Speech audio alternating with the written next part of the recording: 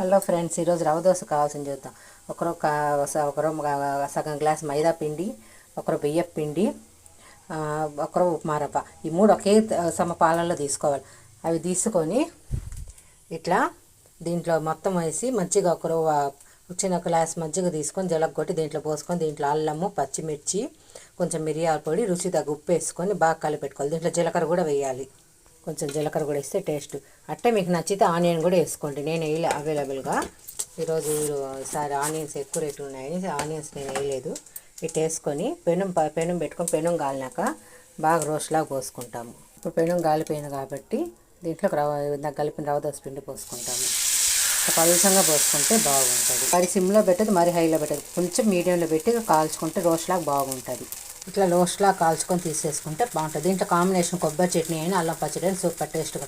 మీకు నచ్చితే లైక్ చేసి సబ్స్క్రైబ్ చేయండి ఫ్రెండ్. Thank you.